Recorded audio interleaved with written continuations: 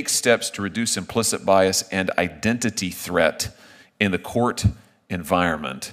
And it goes on to say that one of the things that might reduce identity threat is to get rid of the historic portraits of some of the white judges, justices who've served on the court. Judicial fairness and representation, two critical pillars of democracy.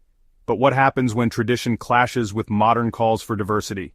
Today, I dive into a fiery Senate exchange between Senator Josh Hawley and a Biden nominee about a controversial topic, the removal of historic portraits of white judges from courtrooms. Is it a step towards inclusivity, or does it erase history? To understand this discussion, we need some context. Court environment. And it goes on to say that one of the things that might reduce identity threat is to get rid of the historic portraits of some of the white judges, justices who've served on the court. Can you explain to me what identity threat is and why getting rid of portraits of judges and justices who've served on the courts would help with that? Thank you so much for the question, Senator. I am not familiar with the term identity threat, so I don't have an explanation for. I don't have a definition for you. I can give you a definition of. It's in the report, though. I mean, I'm quoting: to take steps to reduce implicit bias and identity threat in the court environment. I mean, this is your report. Well, I understand, but one thing that I've attempted to explain is that I didn't draft the report. We had an entire committee that was creating a report to be delivered to the Supreme Court.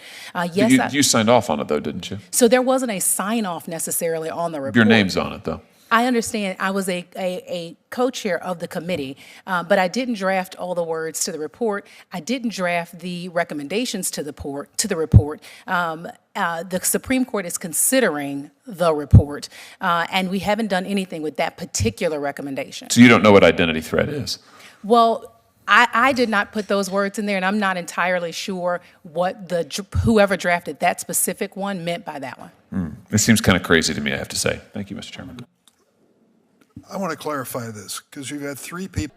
The Delaware Supreme Court's Diversity Strategic Planning Steering Committee released a report recommending steps to reduce implicit bias and something called identity threat in court environments, including removing portraits of historic white judges that dominate the walls of courtrooms. But what is identity threat? During the hearing, Senator Hawley grilled the nominee, questioning the logic behind this recommendation. He quoted directly from the report, asking for an explanation of identity threat. Here's where things got tricky. The nominee admitted they weren't familiar with the term, despite co-chairing the committee that produced the report. This raised eyebrows and sparked even more questions. So what is identity threat? In psychology, it refers to the fear or discomfort someone feels when their identity is negatively stereotyped or underrepresented. The argument is that seeing only white male judges in courtroom portraits could unintentionally reinforce feelings of exclusion or bias for people of diverse backgrounds entering the space. But does this justify removing historic portraits? That's where opinions divide. Before I dive into the broader implications of this debate, let me ask you something. Do you think history should be preserved as is, or should it evolve to reflect modern values? On one hand, advocates for change argue that our institutions should reflect the diversity of the people they serve. On the other hand, critics say that removing historic portraits erases the contributions of those who shaped the judiciary.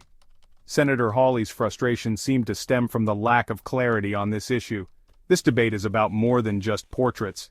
It's about how we balance honoring history with creating an inclusive future. Whether you agree with Senator Hawley's critique or the committee's intentions, one thing is clear: this conversation is far from over. What do you think? Are these recommendations a necessary change or a step too far? Let me know in the comments.